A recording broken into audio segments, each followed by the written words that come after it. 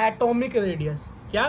Atomic radius. बेटा atomic radius कुछ नहीं है, एक एटम की जो रेडियस होती है वही एटॉमिक रेडियस होती है। एक बात सुनो, जब इस न्यूक्लियस से इस न्यूक्लियस के बीच में जब ये दोनों के दोनों एलिमेंट मिले, दो एटम मिले, तो हमने इसकी बॉन्ड लेंथ कैसे निकाली? इसका न्यूक्लियस और इसके न्यूक्लियस के बीच में लाइन खींच के। अब इसकी रेडियस निकालनी हो तो रेडियस पता कितनी होती है? सेंटर से लेके सरकमफ्रेंस तक की दूरी को क्या बोलते हैं? रेडियस बोलते हैं। तो एक एटम की रेडियस, मान लो ये एटम 1 है तो उसकी R1 और इसकी R2 हो गई, बात खत्म।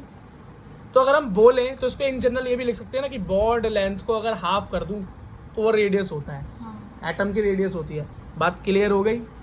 बात क्लियर हो गई? कोई दिक्कत?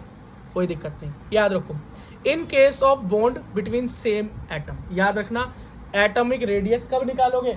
जब इधर वाला एटम दोनों एक ही हो। मान लो कार्बन कार्बन है, मान लो ऑक्सीजन ऑक्सीजन है, तभी ये सही हो सकता है। अदर में गलत हो जाएगा। क्यों? मानो यहाँ पर कोई एटम है छोटा, मान लो एक हाइड्रोजन है, छोटा सा एटम है, इस तरफ क्या है तुम्हारा ऑक्सीजन है। क्या है? ऑक्सीजन है। हाइड्रोजन है, ऑक्सीजन है, बड़ा। तो एक बात बताओ, इसका जो रेडियस होगा क्या वो इस ऑक्सीजन के रेडियस के बराबर होगा? नहीं होगा ना। तो इस केस में फेल हो गई ना बात। तो ये एटॉमिक रेडियस वाली बात कहाँ पर फिट बैठती है? Only and only in the case of same atom. बात समझ में आ गई? ठीक है बेटा, तो मैंने पहले ही बता दी। देखो, in case of a covalent bond, बेटा कोवेलेंट बॉन्ड का क्या मतलब है? Sharing of electron. मैंने लिख भी रखा है, जब शेयरिंग ऑफ इलेक्ट्रॉन से बॉन्ड बनता है तो उसे हम कोवेलेंट बॉन्ड बोलते हैं। ठीक।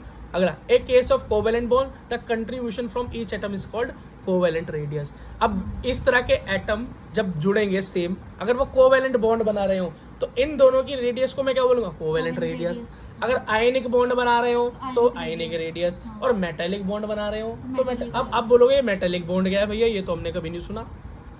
सुना है या नहीं सुना? कुछ भी नहीं है भाई। अगर दो मेटल आपस में मिल जाए तो वो मेटालिक बॉन्ड होता है। वो आयनिक भी हो सकता है और कोवेलेंट भी हो सकता है। तो फिर बोलेगा भैया ये फिर डाला ही क्यों? बेटा थोड़ी सी बुक मोटी भी तो करनी होती है। ठीक है। अगला,